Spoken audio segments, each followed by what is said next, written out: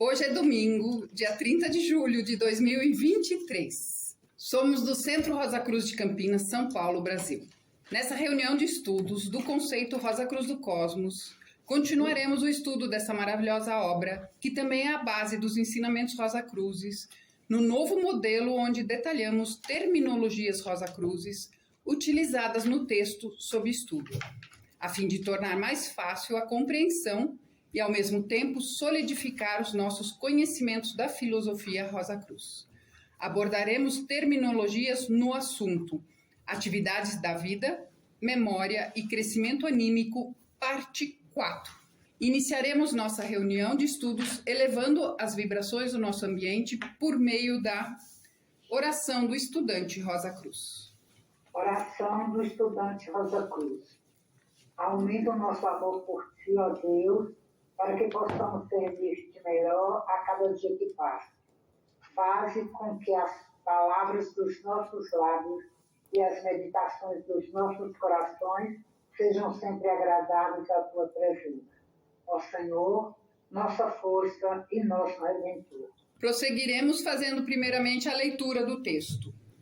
Se o moribundo pudesse deixar para trás todos os desejos, descartaria logo do seu corpo de desejos, ficando livre para entrar nos mundos celestes. Contudo, geralmente, tal não acontece. Muitas pessoas, principalmente quando morrem no vigor da vida, têm muitos laços e muitos interesses na vida terrena. Como perder o corpo físico não altera os desejos, pelo contrário, muitas vezes os aumenta, sentem um desejo intensíssimo de voltar. Isso produz o seu efeito, sujeita tais pessoas mais ao mundo do desejo de modo muito desagradável, embora, desafortunadamente, não possam compreender. Por outro lado, as pessoas idosas, decrépitas e todos que, debilitados por longa enfermidade, estão cansados da vida, passam por ele rapidamente. A seguinte ilustração permite compreender melhor o assunto. Uma semente se separa facilmente do fruto maduro, porque a polpa não está aderente. Enquanto numa fruta verde, a semente se apega com tenacidade à polpa. Assim, é especialmente difícil para as pessoas se verem privadas do seu corpo por um acidente, quando se encontram na plenitude de suas forças e saúde física, compreendidas de várias maneiras com as atividades da vida física, presas por laços à esposa, à família, aos parentes, aos amigos, realizando negócios e em busca de prazeres. O suicida que procurou fugir da vida apenas descobre que está mais vivo do que nunca e que se encontra na mais lastimável condição. É capaz de observar aqueles a quem, com seu ato, talvez tenha prejudicado. E pior de tudo, tem uma inexplicável sensação de estar oco. A parte da aura ovoide, que geralmente contém o corpo denso, está vazia. E ainda que o corpo de desejos tenha tomado a forma do corpo denso descartado, ele se sente como uma concha vazia, pois o arquétipo criador do corpo persiste, por assim dizer, como um molde vazio na região do pensamento concreto, por tanto tempo quanto deveria viver o corpo denso. Quando uma pessoa morre de morte natural, mesmo no vigor da vida, a atividade do arquétipo cessa e o corpo de desejo por si mesmo se ajusta para ocupar toda a forma. Contudo, no caso do suicida, o horrível sentimento de vazio permanece até o tempo em que deveria ocorrer a morte natural. Enquanto mantiver desejos relacionados com a vida terrestre, o ser humano deve permanecer no seu corpo de desejos. Como o progresso do indivíduo requer a passagem às regiões superiores, a existência no mundo do desejo deve ser forçosamente purgadora, tendendo a purificá-lo dos seus constrangedores desejos. O modo como isso se efetua pode ser bem compreendido por meio de alguns exemplos extremos. A pessoa avarenta que amava o seu ouro na vida terrena continua amando igualmente depois da morte. No entanto, já não pode adquirir mais, porque não tem corpo denso para tomá-lo e, pior que tudo, nem pode defender o que acumulou durante a vida. Irá talvez se prostrar ao lado do seu cofre e vigiar seu amado ouro ou seus títulos. Seus herdeiros surgirão e talvez com expansões de alegria falarão do velho ou da velha avarento e bobo ou boba. A quem não venho, mas por quem são vistos e ouvidos. Abrirão o cofre e ainda que ela se atire sobre o ouro para protegê-lo, meterão suas mãos através dela, não sabendo e nem se importando com ela que está ali. Esses herdeiros gastarão todo o ouro, não obstante o sofrimento e a raiva impotente daquele que o juntou. Ela sofrerá intensamente e os sofrimentos serão mais terríveis, pois são inteiramente mentais, porque o corpo denso atenua o sofrimento até certo ponto. Entretanto, no mundo do desejo, esses sofrimentos se manifestam completamente, e essa pessoa sofrerá até aprender que o ouro pode ser uma maldição. Então, gradualmente, ela se conforma com seu destino e, finalmente, irá se libertar do corpo de desejos, quando poderá prosseguir. Consideremos o caso de uma pessoa alcoólatra. Ela é tão aficionada por intoxicantes depois da morte como antes. Não é o corpo denso que anseia beber. Esse adoece em razão do álcool, de modo que preferiria passar sem ele. Pelas mais diversas maneiras, pode até protestar, mas em vão o corpo de desejos de uma pessoa alcoólatra exigirá a bebida e obrigará o corpo denso a tomá-la para que, pelo aumento da vibração, o primeiro possa desfrutar sensações de prazer. Esse desejo persiste depois da morte do corpo denso, mas a pessoa viciada já não dispõe de boca física para beber, nem de estômago capaz de receber bebidas físicas. A pessoa alcoólatra pode, e assim o faz, entrar em bares e interpenetrar com o seu corpo de desejos o corpo de outros bebedores, para se aproveitar um pouco de suas vibrações, por indução. Isso, contudo, é demasiado fraco para poder satisfazê-la. Pode também, e o faz muitas vezes, entrar em um tonel de aguardente, mas igualmente sem resultado, pois os vapores encontrados no barril não produzem o mesmo efeito daqueles que eram gerados nos seus órgãos digestivos. Encontra-se, Pois, em circunstância idêntica à de um ser humano num barco no meio do oceano. Água por toda parte, porém, nem sequer uma gota para beber. Consequentemente, sofre intensamente. Com o tempo, aprende a inutilidade de ansiar pela bebida que não pode conseguir, tal como sucede com muitos de nossos desejos na vida terrestre. No mundo do desejo, todos os desejos morrem por falta de oportunidade para satisfazê-los.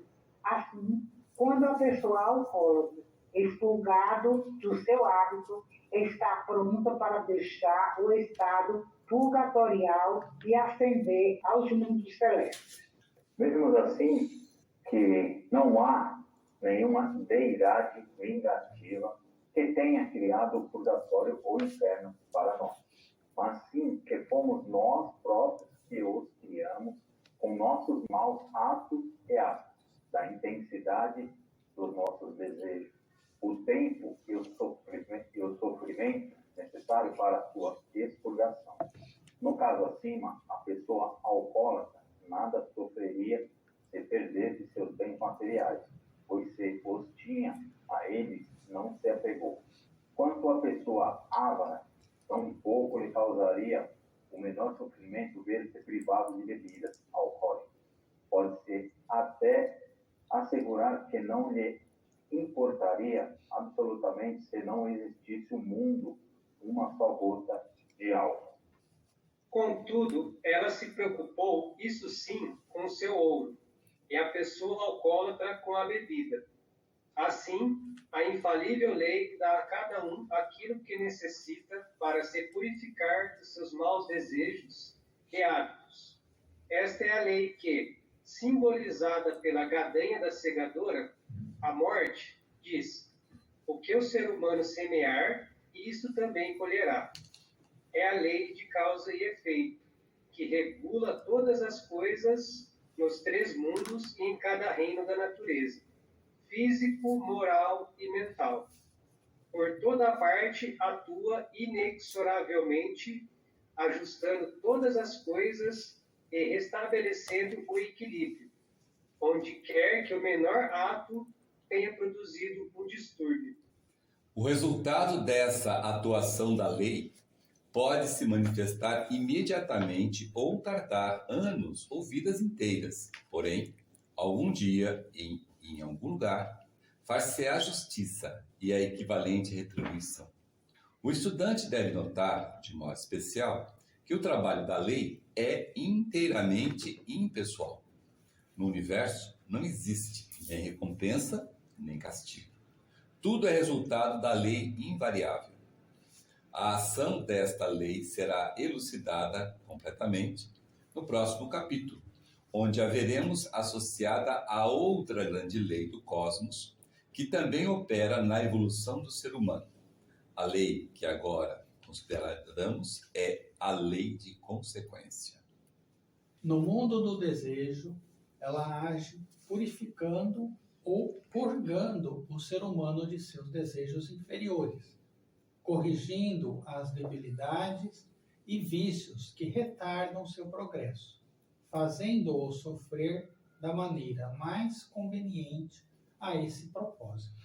Aquele que fez outros sofrerem ou com eles se comportou injustamente, sofrerá de maneira idêntica. Deve-se notar, porém, que se uma pessoa domina os seus vícios ou arrepende-se e, tanto quanto possível, desfaz o mal causado a outrem, a reforma, o arrependimento e a restituição purgam-no desses vícios e más ações, porque assim o equilíbrio é restabelecido e a lição aprendida durante esta encarnação, não mais podendo isso, portanto, causar sofrimento depois da morte. No mundo do desejo, vive-se cerca de 3 vezes mais rapidamente do que no mundo físico. Um ser humano que tenha vivido 50 anos no mundo físico viveria os mesmos acontecimentos no mundo dos desejos, em uns 16 anos. Isso naturalmente generalizando. Há pessoas que permanecem no mundo do desejo muito mais tempo do que passaram na vida física. Outros, pelo contrário, que abandonam a vida com poucos desejos grosseiros, passam por esse mundo em tempo muito mais curto. Contudo, o tempo acima indicado é a média no que se refere ao ser humano dos nossos dias. Recordemos que quando o ser humano deixa o corpo denso ao morrer, sua vida passada se lhes apresenta como imagens, as quais, nesse momento, não produzem nele nenhum sentido.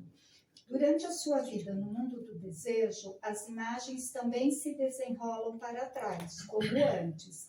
Mas agora o ser humano tem todo o sentimento que lhe é possível ter, conforme as cenas se sucedem uma a uma diante dele.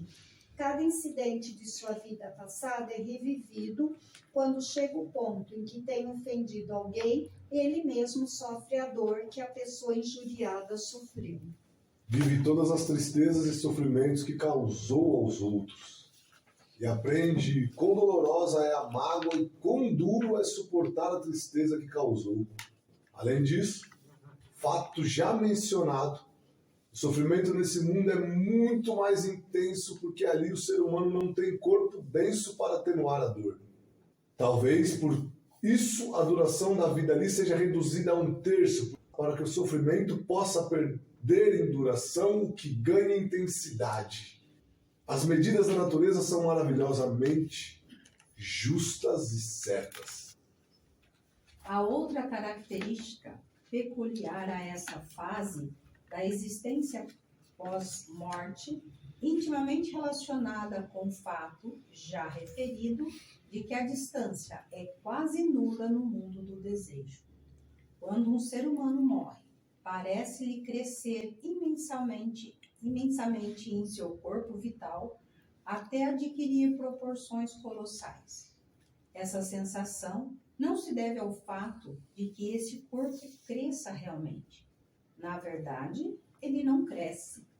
As faculdades de percepção é que recebem tantas impressões de várias fontes que tudo parece estar ao seu alcance. O mesmo acontece com o corpo de desejos. Parece ao ser humano estar presente ante todas as pessoas de suas relações na Terra e com as quais, de algum modo, tem uma dívida a corrigir. Se injuriou um ser humano em São Francisco e outro em Nova York, sentirá como se uma parte de si mesmo estivesse em cada uma dessas cidades. Isto lhe produz uma estranha sensação de estar sendo dividido em pedaços. O estudante pode agora compreender a importância do panorama da vida passada durante a existência purgatorial, onde o mesmo se traduz em sentimentos definidos. Se ao morrer, deixarem a pessoa tranquila, sem perturbação, a completa, profunda e clara impressão do panorama gravado com o resultado no corpo de desejos, fará que a vida no mundo de desejos seja muito mais vivida e consciente, e que a purificação seja mais perfeita. A expressão de desespero e as lamentações dos que rodeiam o leito de morte, dentro do período de 3 dias e meio mencionado, só podem resultar em que o ser humano obtenha uma impressão vaga da vida passada. O espírito que tenha estampado uma gravação clara e profunda no seu corpo de desejos compreenderá os erros da vida passada muito mais clara e definidamente do que se as imagens gravadas resultarem indistintas, pelo fato de sua atenção ter sido desviada por lamentos e sofrimentos daqueles que o rodeavam. Os sentimentos relativos às coisas que causam sofrimento no mundo do desejo serão muito mais definidos se forem extraídos de uma impressão panorâmica bem distinta do que se a duração do processo fosse insuficiente. Esse agudo e preciso sentimento será de valor imenso nas vidas futuras. Ele estampa no átomo semente do corpo de desejos uma impressão indelével de si mesmo. As experiências serão esquecidas nas vidas futuras, mas o sentimento subsistirá. De modo que, quando novas oportunidades para repetir o erro das vidas passadas se apresentarem, esse sentimento falará com toda a clareza e de maneira inequívoca. Essa é a pequenina voz silenciosa que nos adverte, ainda que não saibamos por quê. Mas quanto mais claro e definido tenha sido o panorama das vidas passadas, tanto mais a miúde, forte e claramente ouviremos essa voz. Assim, quão importante é proporcionarmos ao espírito em transição um ambiente de absoluta quietude. Assim fazendo, ajudamo-lo a colher o máximo benefício da vida que terminou e a evitar a repetição dos mesmos erros em vidas futuras. Lamentações histéricas e egoístas podem privá-lo de grande parte do valor da vida que passou. Notemos que há vários termos Rosacruzes, ou seja, palavras que na terminologia Rosacruz têm um significado totalmente diferente das mesmas palavras que utilizamos no dia a dia. Por isso é que um termo Rosacruz, quando escrito em português, se inicia com a letra em maiúsculo. Dentre os termos Rosacruzes, escolhi os seguintes para defini-los e com isso ajudar a compreender e a discutirmos o texto sob estudo hoje. São eles: os mundos celestes, arquétipo e suicida. Vamos ao primeiro termo Rosacruzes. Mundos celestes. Mundos celestes é igual a mundos espirituais. Na reunião 133 foi muito bem explicado o que são os mundos invisíveis e também os mundos espirituais. Então aqui abordaremos novamente para melhor compreensão de todos. Os mundos invisíveis, também conhecidos como mundos espirituais ou mundos celestes, começam, na verdade, com uma região, a região etérica do mundo físico, e vai até o mundo de Deus. É sempre bom frisar que nenhum mundo está em nenhum momento separado um do outro, mas eles se compenetram. Os mundos espirituais são os mundos das causas, que são os mundos mais próximos da perfeição, e são os mundos das ideias e dos pensamentos. São os mundos das assimilações. Então, continuando aqui, vamos falar sobre arquétipo.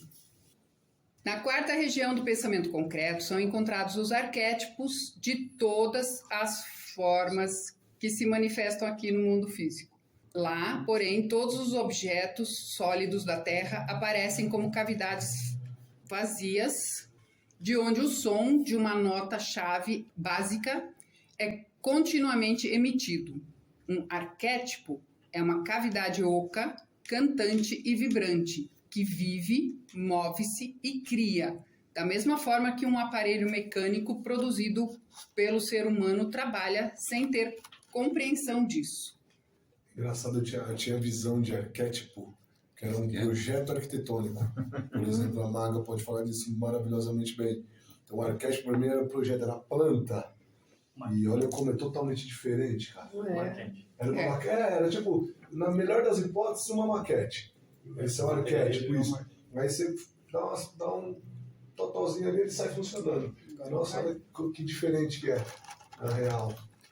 Uma nota-chave vibrante. Isso. Uma nota-chave vibrante. Como se uma célula viva, aquilo é vivo, não é? Não é um projeto frio, uma maquete parada, não. Aquilo tá, né, até como o Carlos falou, todo mundo tá em movimento. Constantemente. É que esse aí foi o Que grande demais. arquiteto que fez. É tipo em 3D, entendeu?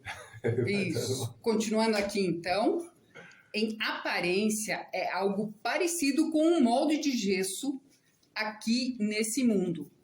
Assim como o gesso é colocado no seu molde e aí forma uma escultura, assim também os átomos físicos são dispostos em um molde idêntico e formam um corpo vivente, seja ele de uma planta, de um animal ou de um ser humano.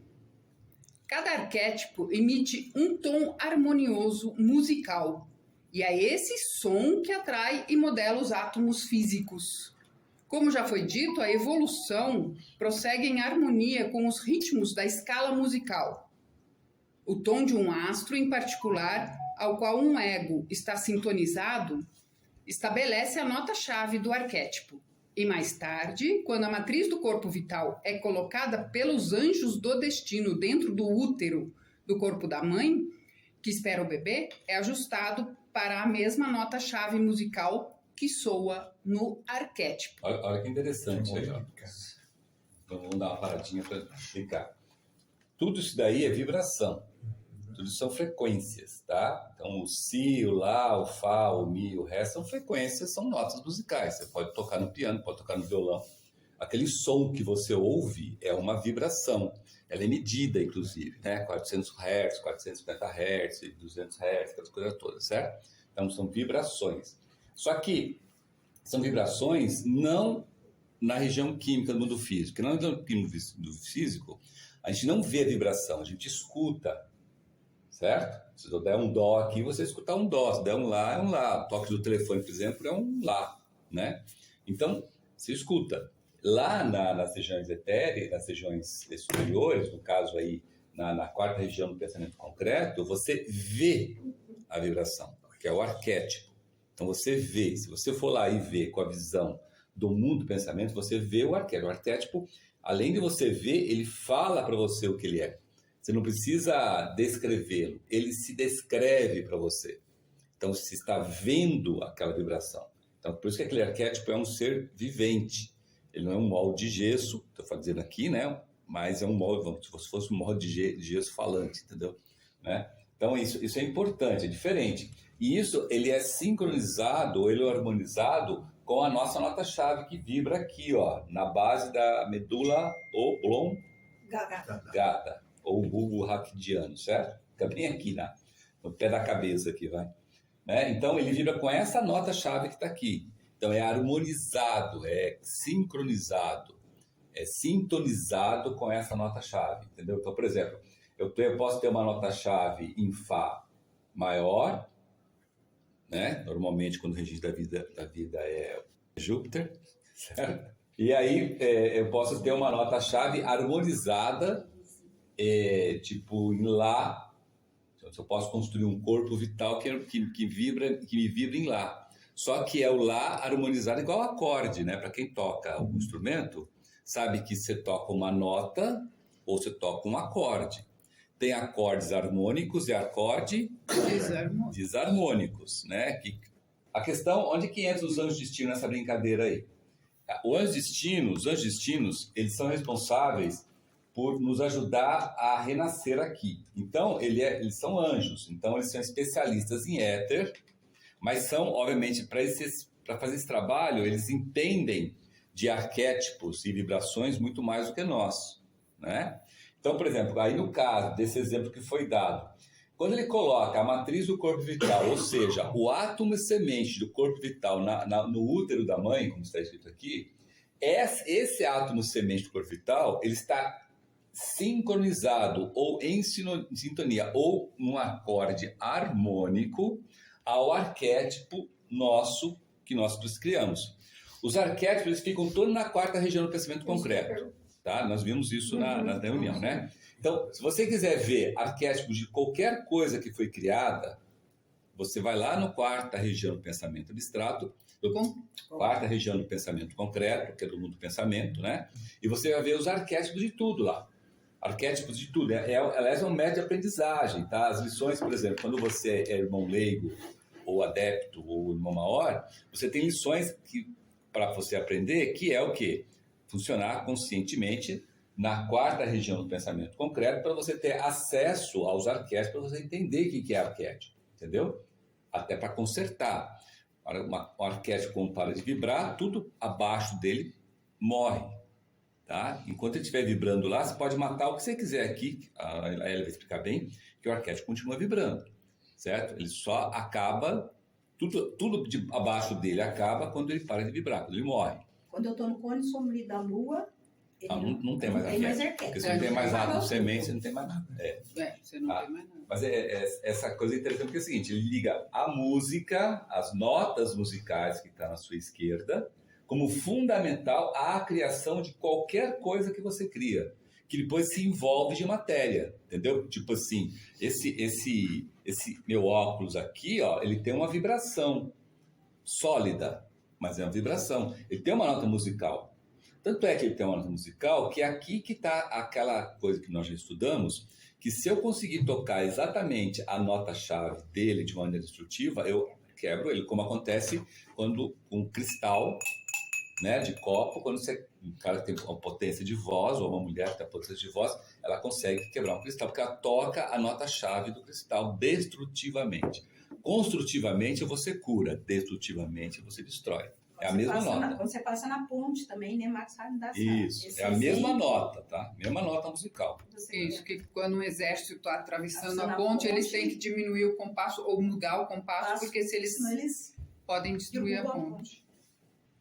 Então, continuando aqui, o corpo denso ele é moldado em uma réplica exata do corpo vital, o meio para o fluxo da força vital. O corpo denso, portanto, também é construído em harmonia com esse mesmo ritmo musical.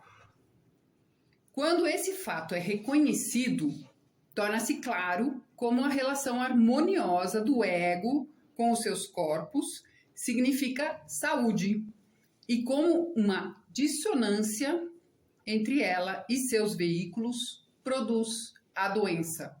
Então, quando não está em harmonia, quando toca, sabe aquelas notas que você escuta assim, você fala assim, nossa, parece que não soa gostoso no ouvido, essa é uma nota dissonante. Aquela nota que você sente suavidade e tal, é uma nota harmoniosa.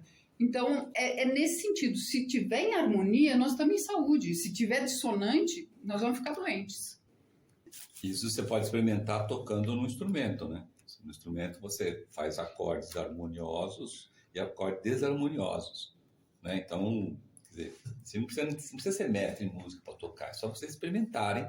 Lá, um Lá menor, você toca um Lá menor, opa, ficou gostoso no ouvido. Aí se botar um outro dedo lá em outro lugar diferente, vocês tocam, nossa, ficou meio esquisito. O esquisito normalmente é o desarmônico, é o dissonante. Então, o estresse, a raiva, o excesso emocional de qualquer tipo, alimentos ricos e pesados, usados em excesso, todos tendem a diminuir o tom inicial do corpo vital e assim perturbar o equilíbrio musical de todo o organismo. Comida muito apimentada faz isso? Em excesso. Alimento pesado, né? Os corpos são mais facilmente suscetíveis a reações desarmoniosas e tais fraquezas também existem no arquétipo e são mais suscetíveis de reaparecerem. Então, tais fraquezas, elas são vistas no horóscopo radical da pessoa, já que ele é, na verdade, um retrato da alma. É um carimbo, né? Isso. É um carimbo do arquétipo. Onde há quadraturas e oposições, são os lugares em que a desarmonia é mais provável aparecer.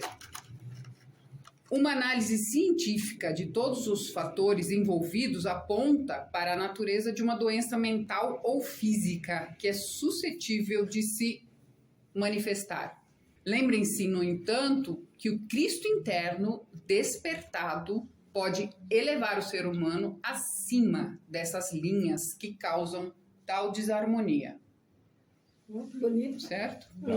E é legal isso aí que ela falou, porque é o seguinte, o Cristo interno, que é o que nós estamos construindo, toda vez que você oficia um ritual devocional da Rosa Cruz, obviamente, né, não com a cabeça, muito mais com o coração. Toda vez que você faz o exercício esotérico da Rosa Cruz, toda vez que você presta ajuda a alguém, você serve alguém desinteressada, anonimamente, sem a pessoa saber, você está alimentando o seu Cristo interno. Então, é uma técnica ensinada no Frei da Cruz para você não ativar as doenças mentais e físicas que estão carimbadas já no seu horóscopo. Entendeu? Já está lá carimbado no seu horóscopo. O fato de estar carimbado não quer dizer que está ativo. Você pode não ativar as doenças. Muitas vezes as pessoas fazem isso de uma maneira até inconsciente por causa dos revés da vida, porque a vida leva para lá, leva para cá. Algumas não ativam e outras ativam. O que é ensinado na Fraternidade da Cruz? É você fazer isso de maneira consciente. Você sabe que você tem lá a doença e você alimentando o seu Cristo interno por essas técnicas, elas não são ativadas. É isso que está falando, nem a mental, nem a física. Mesmo você tendo quadratura e oposição dizendo que vai ativar. Tem 4 pontos lá em cima falando estresse, raiva, né? Ódio, um exemplo. Excesso emocional e o último, alimentação pesada. O pesada não é quilo, tá? Você tem 1 quilo de legumes cozidos e 1 quilo de carne. Então, você tem que só tirar esse fator peso, tá? Sim. Então, o pesado ali não é o quilo, tá? Sim a digestão daquilo. A glodice. Glodice aquilo. Se comer 1 quilo de cada coisa, é 1 quilo. Né? A pesada ali tem a ver também com o tipo de molécula que está jogando dentro do seu corpo. Porque quanto mais individualizada é o átomo ou a molécula que está jogando no seu corpo, mais leve é o alimento. Quanto mais individualizada, mais pesado é o alimento. Então, por exemplo, as moléculas e átomos de um alimento carnívoro, de carne, seja ele mamífero, aves, peixes, répteis, anfíbios, frutos do mar ou afins, eles são, esses átomos e moléculas são muito mais individualizados do que os dos vegetais. Então, ou seja, por isso que um alimento carnívoro muitas vezes tem que ser acompanhado com álcool, bebida alcoólica. Porque a bebida alcoólica amortiza a individuação daquela molécula que você jogou lá para dentro do seu corpo.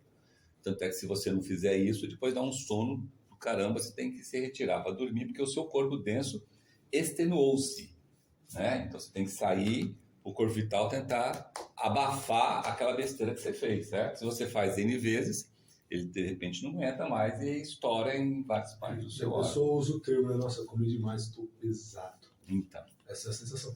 A alga, aquela, sabe, que o pessoal usa muito em restaurante japonês, principalmente em temaki, que é aquele excelente pra gente. Pra nós? Pra nós é excelente. Ela não é um... Não é muito pesado, não. Eu tinha a percepção de que ela entrava na parte dos animais marítimos. Não é. A alga é mais um vegetal marítimo. A alga, que assim, só pra gente falar da mesma coisa, aquela que enrola o temaki. Sim.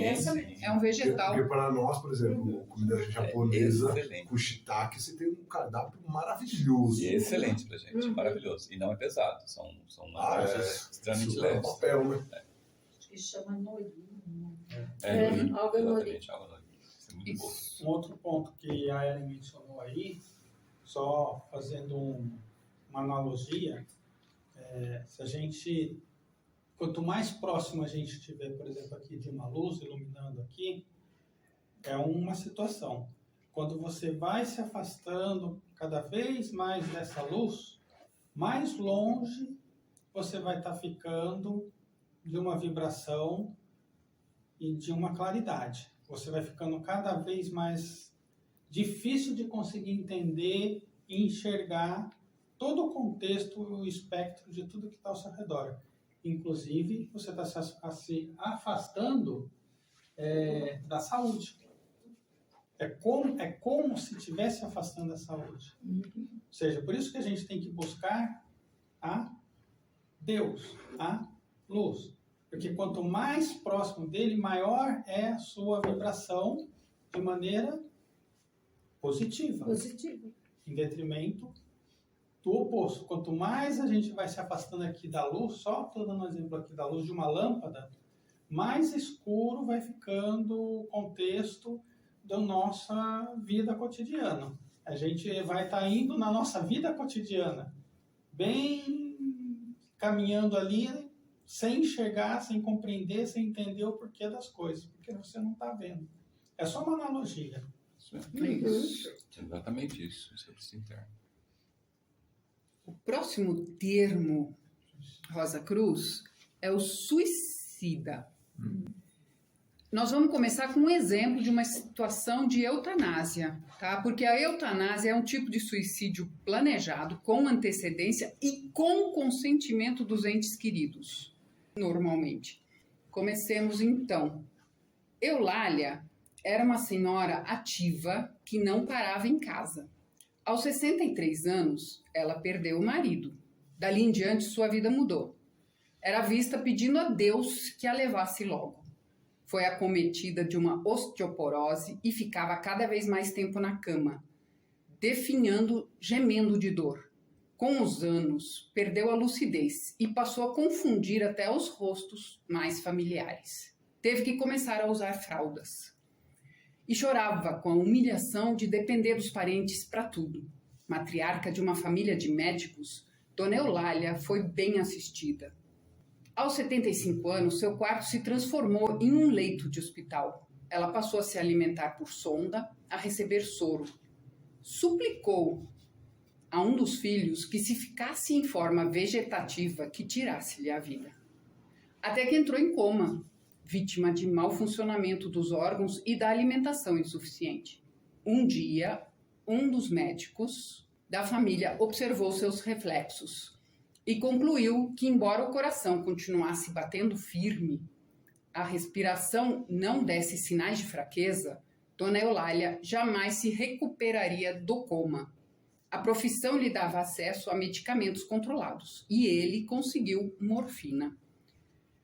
Um dos parentes aplicou a injeção no braço da doente. A respiração dela foi ficando cada vez mais espaçada. 15 minutos depois, Dona Eulália inspirou suavemente.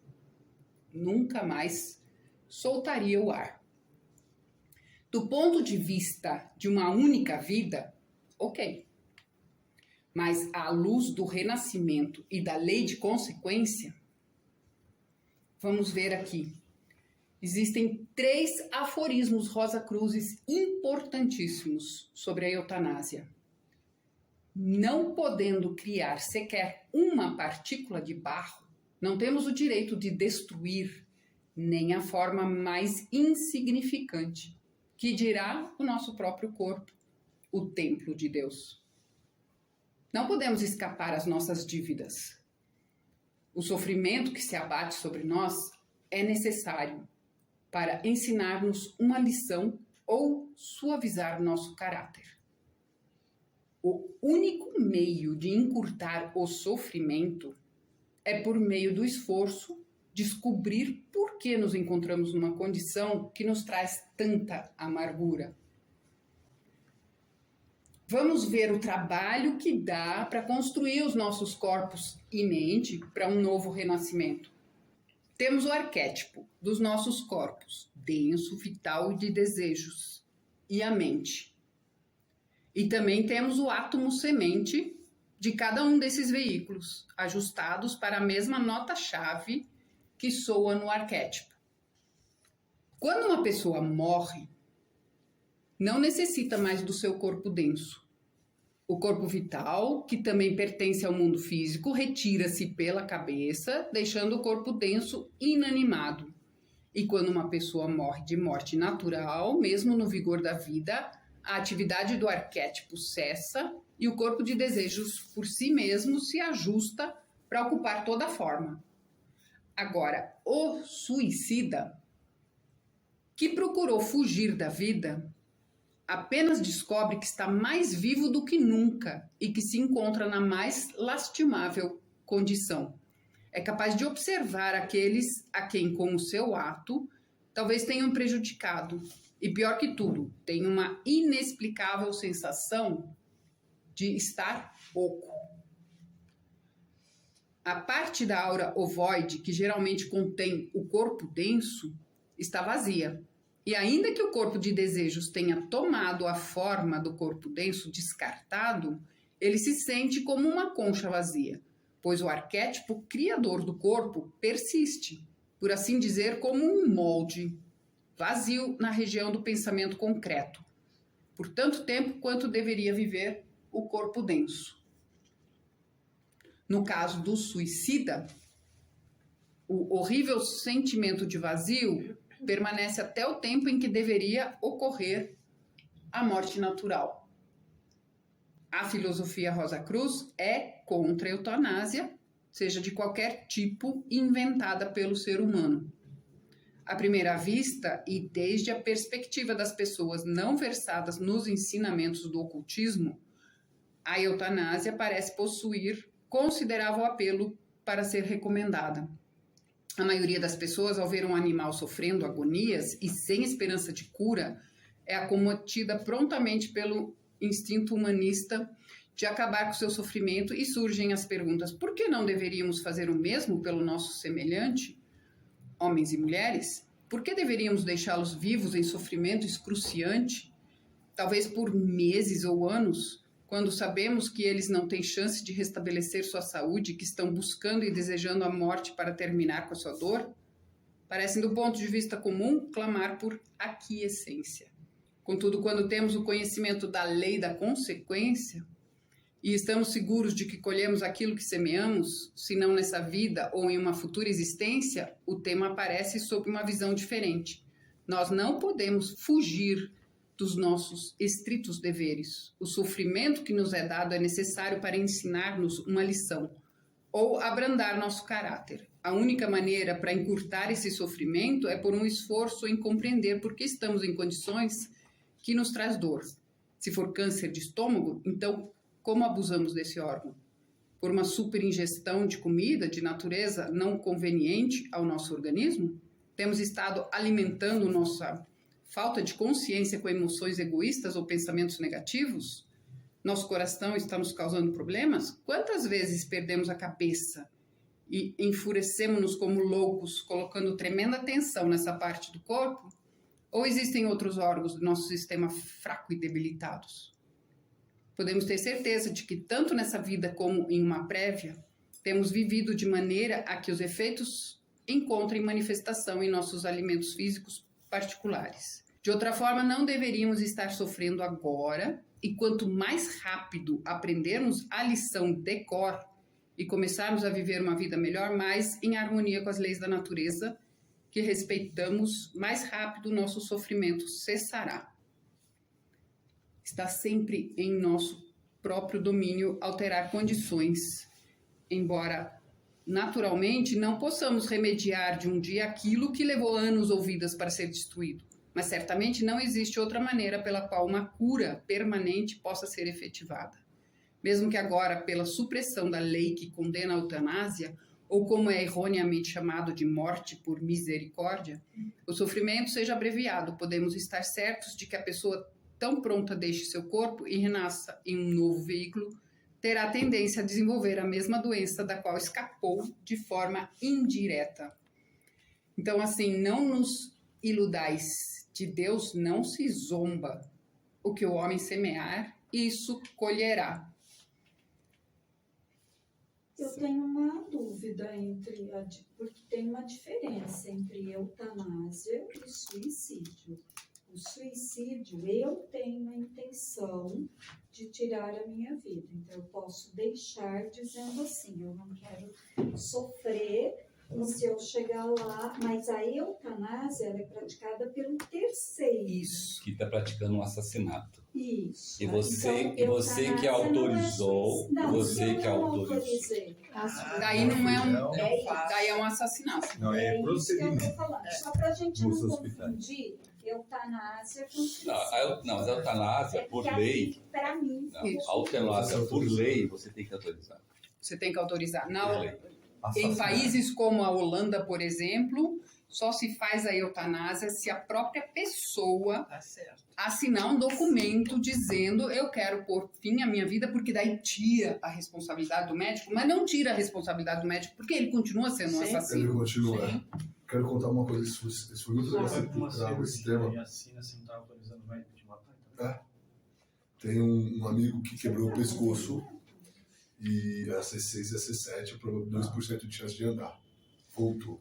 No dia de um dos treinamentos que nós fizemos juntos, tinha uma advogada. Ela chegou, me parou assim e falou assim, mudou tudo. Eu falei, o que aconteceu? Aí eu defendi um caso de um cara que aconteceu igual esse cara que estava ali. E eu julguei justo, porque ele, assim, o miserável não tinha a possibilidade de se matar. Ele tinha que pedir autorização para alguém, porque ele era tetraplégico.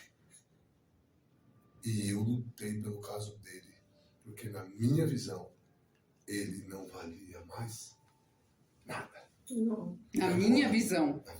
Na minha visão e pelo que o cara falou. Porque o cara tava pedindo eutanásia, ele falou, cara, eu não consigo me matar.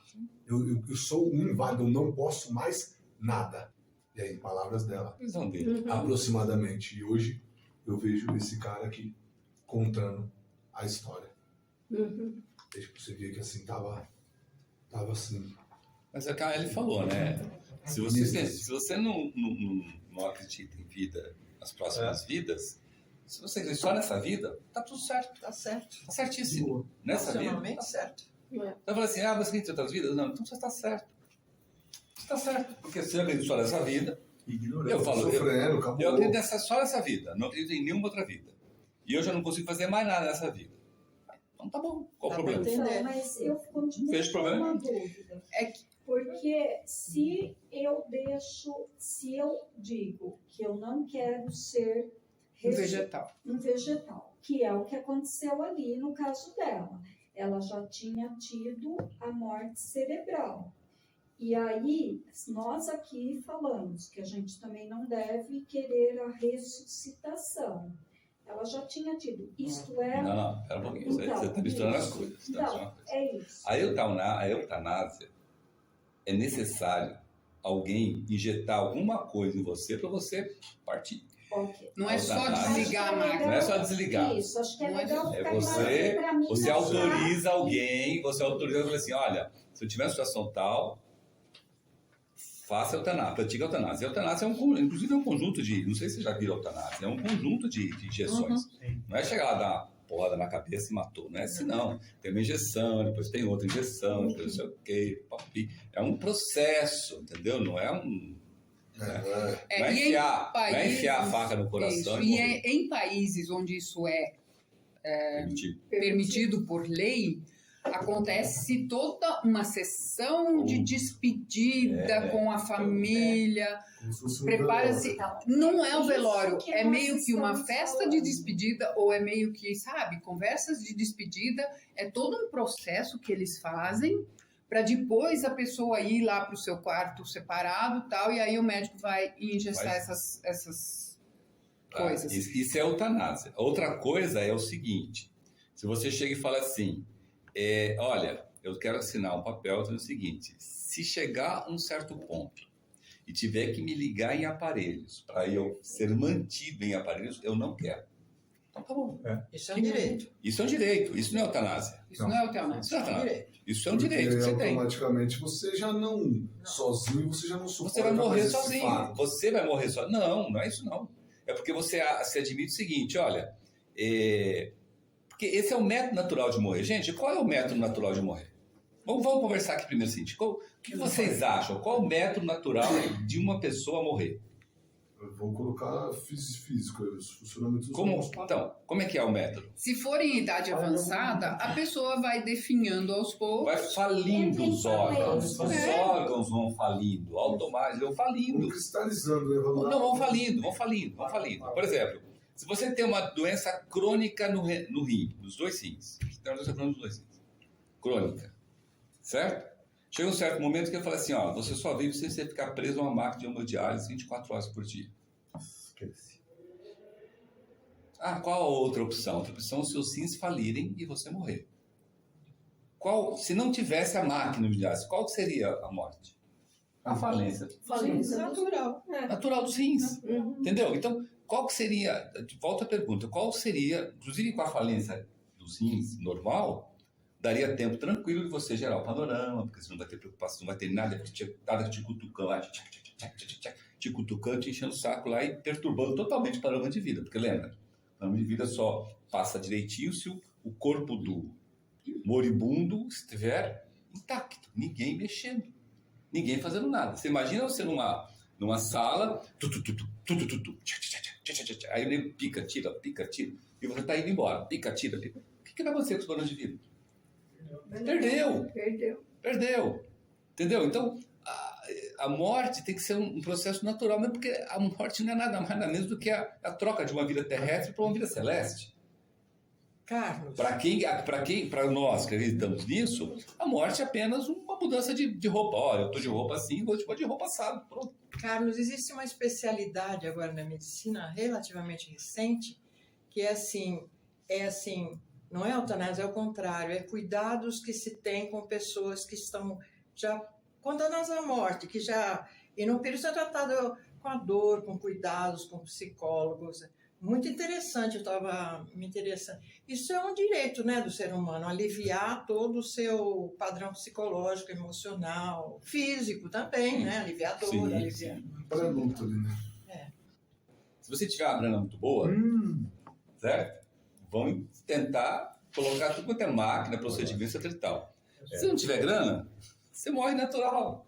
Vocês acham que existem o mesmo irmão e irmã que ganha lá o salário mínimo, que é do SUS, tem as mesmas condições de morrer do que um presidente de uma empresa XYZ que está num hospital de primeira classe? Não tem.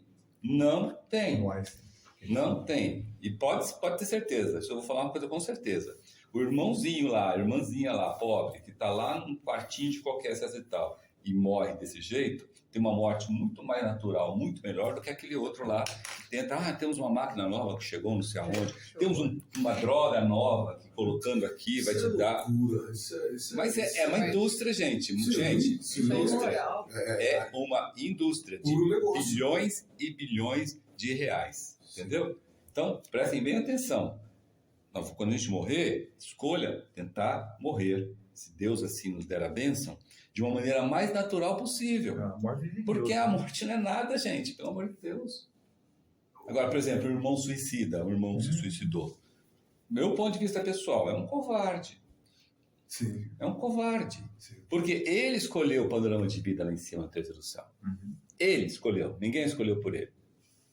Certo? E normalmente o suicida se suicida por questões óbvias de estar em situações em que ele não se aguenta mais. Na verdade, a não ser quando você se suicida por encosto e obsessão, que tem bastante disso também. Que aí entra, por exemplo, tem muito mais do que a gente imagina. Muito mais do que a gente imagina, tá? Suicídio por obsessão e encosto é muito maior do que a gente imagina. E tem que se fala muito também, eu acho interessante, que fala suicídio inconsciente, né? Que é aquele cara que, por exemplo, todo dia vai lá, tipo, tem uma úlcera, né? Todo dia ele vai lá, bebe um pouquinho, chegou no montante, esse um pouquinho virou um montante e acabou o matando. Tipo, tabaco, fuma, meu pulmão para. Isso é considerado um suicídio ou não? Ou é considerado uma lei de semeadura? Plantou, meu amigo, teve uma hora, você ia ficar aqui mais 10 anos. Depende da consciência. Se o cara fala assim, eu vou me matar dessa forma, é um suicídio. Agora, se ele faz aquilo lá porque ele não controla o seu vício, não é um suicídio, é uma morte. Uma morte que, logicamente, ocasionada. Ele vai ter problemas graves, como está escrito aqui, tá? De voltar essa lição de novo, ele voltar com essa tentação de novo de fumar ou beber. Mas, agora, se ele fala assim, não, eu vou me matar, eu sei que eu não posso fumar, mas eu vou me matar fumando. Isso é um suicídio. Então, assim, Antes do diagnóstico e depois do diagnóstico. Ele já fica, o fardo já fica pesado demais nas coisas que a gente já passou que ele vai levar. Ele não carrega esse lance do suicídio se isso foi feito apenas entre aspas, por hábito e por velhos costumes.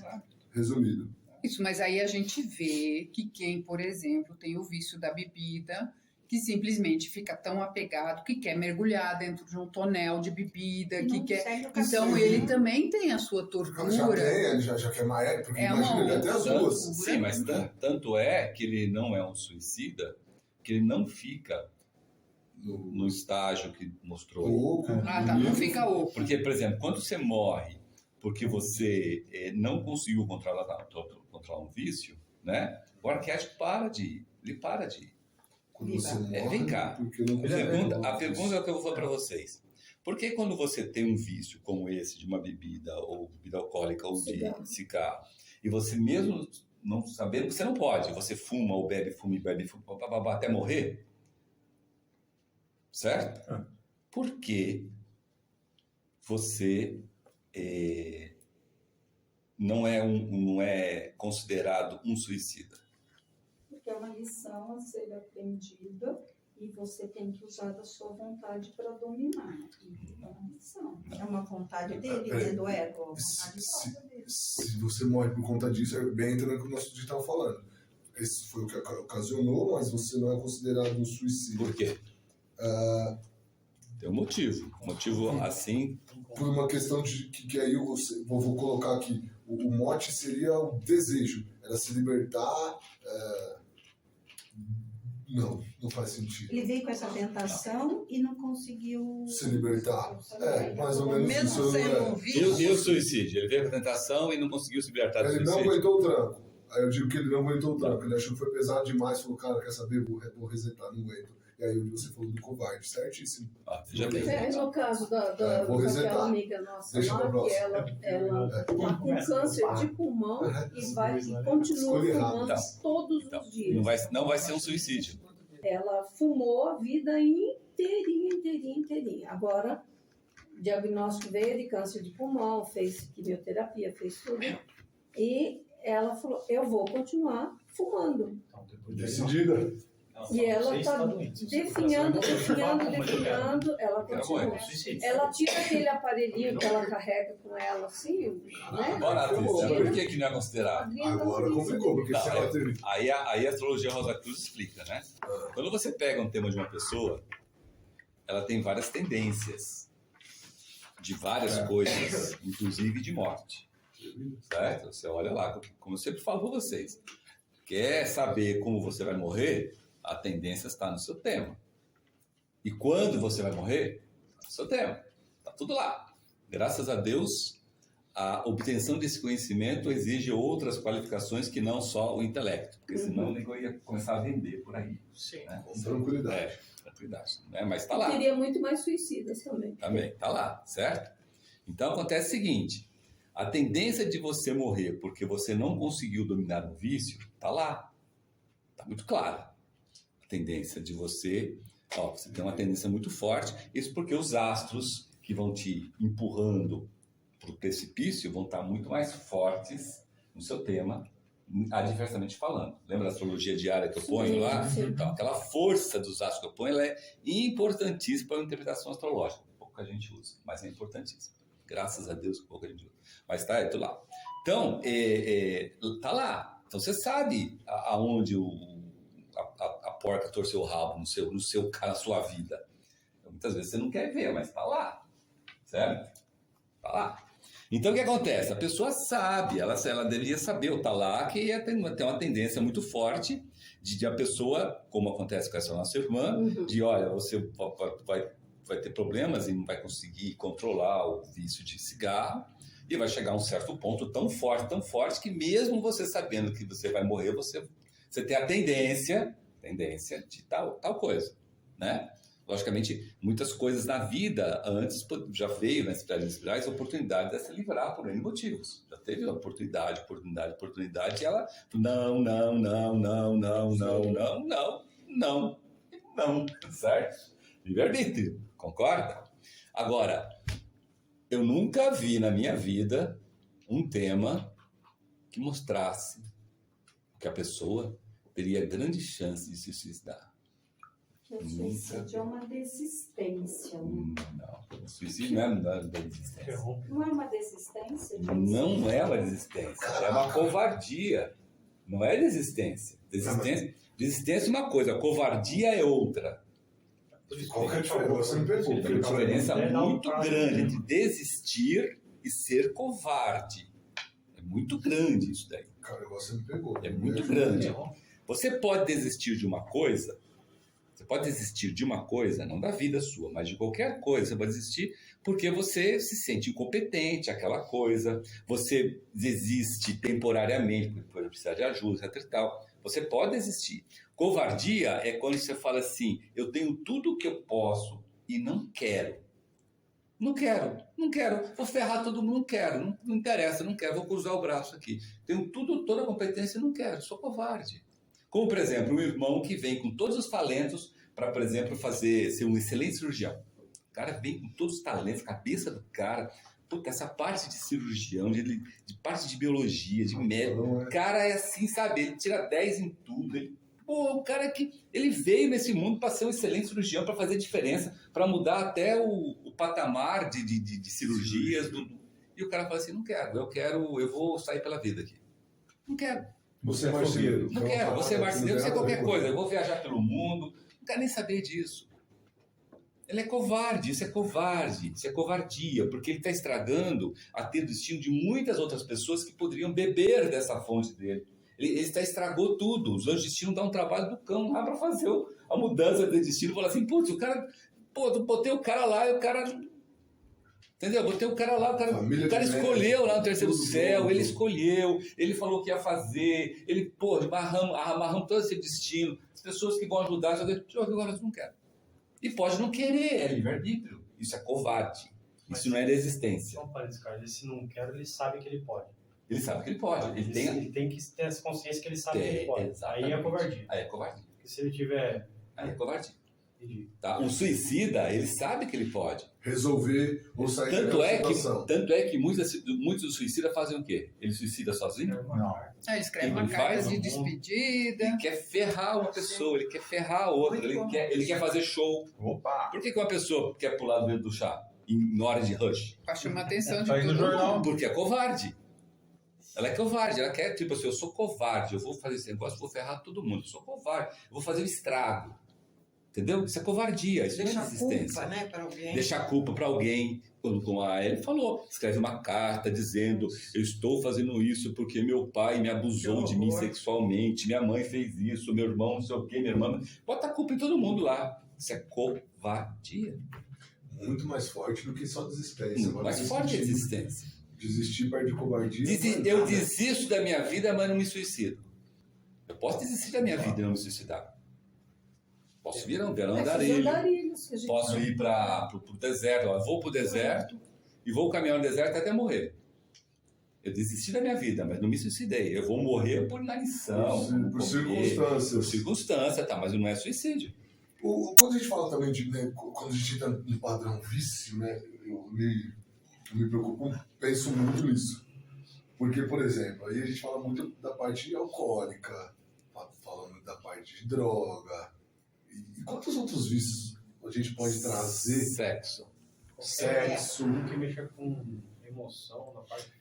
Será que tudo aquilo que você não controla está controlando você? E aí, na hora que você parte, você começa a arrumar um probleminha com isso? Porque às vezes, vamos colocar o cara tem um baita de um vício, sei lá, em poder, na dominação, no sexo, tudo isso, se você não controla, está te controlando. E aí, para nós, como estudantes, que reflexão que a gente consegue trazer nesse sentido? Tipo, caraca, sei lá, seja um hábito, ele precisa ser destrutivo. Não, primeira coisa, você tem que descobrir em você quais as coisas estão pegando em você. Dessas daí. Se é droga, se é exatamente. Sexo, se é bebida. Se é poder, se é fama, se é dinheiro, se é, sei lá, tem tanta acumulação de coisas. Colecionar. Tem gente que é colecionador de coisas que ele acaba com toda a vida dele para colecionar. Ele acaba com tudo. Ele transforma a cara dele inteira em coisas.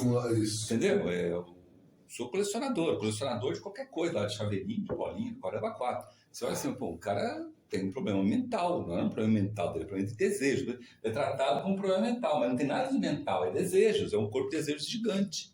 É o cara que come, o glutão. Come e tem aquela obesidade mórbida. O gelatinoso. Exatamente, entendeu? Sim. Primeiro você tem que conhecer você, para depois você saber qual é onde você tem que atacar. Porque muitas vezes as pessoas não atacam, elas delegam para terceiro atacar. Né? Fala assim, não, eu sou desse jeito aqui e você tem que me curar. Eu sou alcoólatra, você tem que me curar. Aí vai para hipnose, vai para qualquer coisa, mas ele mesmo não quer, porque ele não quer, ele acha que ele não. Obrigação de alguém me curar. Tipo assim, pô, é o que o Marcelo fala. Cara, se você não quer se curar, não tem ninguém, mas nem Cristo te cura. Tanto é como a gente vê nos Rosa Cruzes bíblicos. Em Nazaré, que é onde ele nasceu, Cristo não conseguiu fazer um milagre. Porque ninguém queria ser curado. Isso tem acabou. Uma frase na cura Rosa Cruz é assim. É assim também. Porque as curas Rosa Cruz não dão certo porque o paciente não quer ser curado. Hoje disse que eu quero ser curado. Uma máxima assim para mim marcou muito. Quem escreveu isso foi Hipócrates. Diz assim, antes de curar alguém, pergunte-se a mesma, está disposta a abrir mão das mesmas coisas que a fizeram. Não está, mas a grande maioria não está. A grande maioria não está. Por isso que eu falo, a primeira coisa é você se conhecer.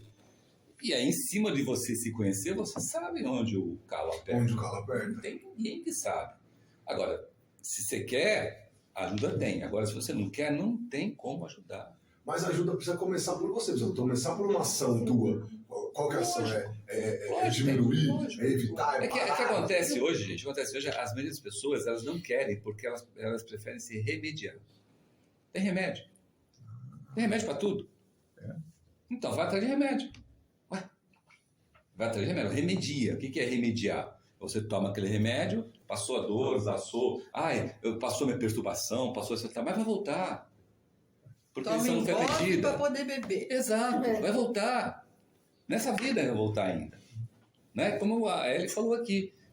A Teonásia, acabou aqui. Na próxima, volta a mesma lição. Tá bem claro que Paulo ensinou pra gente. Não te iluda. De Deus não se zomba. O que cada um de nós semearmos, nós colheremos. Ponto final. Não tem, sabe? Não tem desculpa. Não tem, mas eu fiz isso porque o fulano, eu fiz isso porque meu pai, minha mãe, eu fiz isso porque não sei quem, eu fiz isso porque não tive filho, não tive filha. Não tem. Ali, está escrito ali, ó. Não tem papo, não tem conversa. Porque eu queria saber outra coisa. Tem um caso de um rapaz, 21 anos, bem sucedido, de família tranquila, boa, tal, tinha emprego.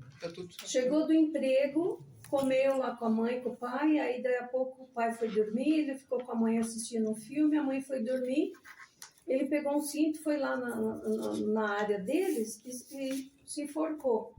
E nesse caso, então? Ele curtiu uma... Nesse caso, como será? Porque esse daí, ele não fez show, ele não fez nada, não anunciou nada pra ninguém. Bom, Será que era um primeiro de tudo, o suicida ele não decide de uma hora para outra suicidar. É todo um planejamento, uma programação. Segundo, ele nunca está sozinho, ele sempre está acompanhado. Isso que eu tô falando, sempre está acompanhado. Sim, então, sempre. Caso dele, sempre. O suicida ele não faz nada sozinho, ele sempre está ocupado. Veja bem, gente, tem entidades do mundo do desejo que elas vivem de desejos baixos. Quanto mais desgraça for, mais alimenta a presença. Por exemplo, os elementais. É uma onda de vida subhumana que vive de intensidade de sentimentos, desejos e emoções inferiores. Quanto pior, melhor. Mas não era só os lucíferos que viviam nisso? Não, lucíferos eles viviam, não vivem mais, porque já alcançaram lá, já chegaram no ponto. Hoje são os elementais, que nós conhecemos. E tem outros irmãos e irmãs que vivem disso também. Né? Lá naquele livro, Apegados à Terra, livreto Apegados à Terra, da Augusta Voss Heindel, ela detalha lá, irmãos e irmãs. Gente, existem pessoas do bem, existem pessoas do mal. Sim, isso. Tá? É como o Max eu falo, um assassino em série, um killer, killer nas contas lá, Serial killer. Serial killer aqui, que mata todo mundo, a hora que ele passa pro lado de lá, ele não entra no purgatório, ele fica apegado à terra.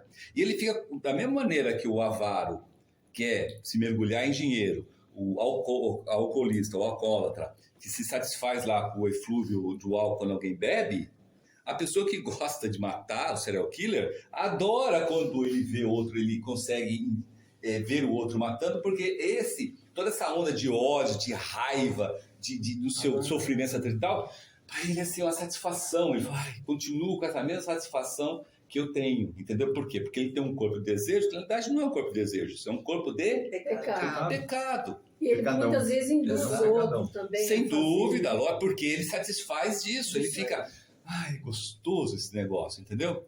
Faz todo sentido, porque é como o cara da bebida, agora não posso mais, eu faço o quê? Acho uma brecha. A hora que encontra alguém com essa brecha... Agora, como tem muitos irmãos e irmãs que adoram violência, que adora sangue, agora e tal, é ponto de contato, lembra? Semelhante atrai semelhante. A lei de semelhança funciona tanto para o bem como para o mal.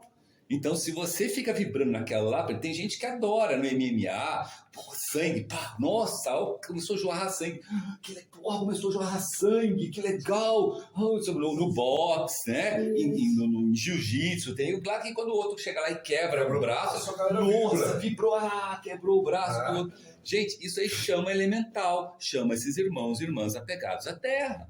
E aí as consequências são as mais várias, por isso que existe várias violência, por isso que tem muito homem batendo em mulher, tem muita mulher batendo em homem, tem muito homem mandando matar a mulher, tem muita mulher mandando matar o homem, entendeu? É tudo uma consequência desse tipo de argumento. Agora, se não tem ponto de contato, não chega. Mas se você não tem dar ponto de contato, né, você não deu ponto de contato para ele, porque onde a luz, as trevas não prevalecem. Você que tem que se ligar. Por exemplo, se você chega, olha só, vou falar uma coisa bem simples aqui. Se você tem tudo na sua vida, tá tudo certinho, mas você fala, não tenho nada para fazer, minha vida, não sei. É um tédio. Sabe, começa aquele tipo de coisa, você tem tudo na mão, fala, mas não sei o quê, porque não sei o quê, não tem problema nenhum, não sei o quê, quem é que você chama? O Fausto elemental. O Fausto foi assim. Igual Fausto, elemental. Elemental, e começa a botar na sua cabeça assim, sabe?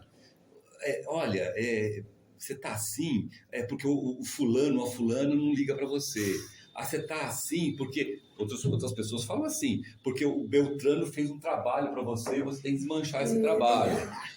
Você tá assim porque as pessoas estão com inveja de você. Você não viu lá o vizinho como olhou para você? Você não viu a vizinha como olhou? Começa a te fomentar coisas. E você começa a responder essas coisas. Entendeu? Por isso que a gente nunca pode ficar para baixo. A gente tem que ser... Gente, o estudante Rosa Cruz não tem motivo de ficar para baixo. Tem tanta coisa linda para aprender, para ler, para escutar, para fazer orações, para fazer exercícios. Tem tanta coisa para botar para cima. Mesmo que você acha que não... Cara, não está dando nada certo, não tem dinheiro, não tem nada, não interessa nada disso. As coisas vão subindo, entendeu? E outra coisa, nós como estudantes de Rosa Cruz, acho que de tantas e belas coisas que nós temos, por exemplo, como a Ellen falou no início, isso me pegou muito, né? Muitas vezes quando você vê alguém naquele sofrimento, aquela pessoa que você quase chega a falar assim, meu, seria melhor que Deus levasse. Doendo, que você fala, meu, porque, na verdade é uma benção, porque a hora que ela parte desse jeito, ela avança. E se ela tá muito sadia, aquilo pode se tornar uma maldição, colocando bem forte mesmo esse termo, por quê? Porque puta, a pessoa fica complemento uma coisa a sua visão sua. Se você tiver a benção, estou falando para vocês, a benção de estar atrelada a uma pessoa que está sofrendo, que não morre, está ali sofrendo, e você tiver a benção de estar... O que é estar atrelado a essa pessoa? A você ter obrigação de cuidar dela. Obrigação de cuidar dela. Ou seja, porque é sua mãe, seu pai, seu tio, sua tia, seu marido, sua mãe, sua avó, seu melhor amigo, sua melhor amiga. Esse atrelamento existe, entendeu? Você não precisa ir atrás do negócio. Ele existe por consequências da vida. Tá no seu tema. Tá no seu tema. Você tem a obrigação de cuidar dessa pessoa e não de terceirizar essa pessoa. E você tem a obrigação. E ela, quanto mais ela ficar doente e fraquinha e não morrer, maior é o ensinamento que ela está passando para você.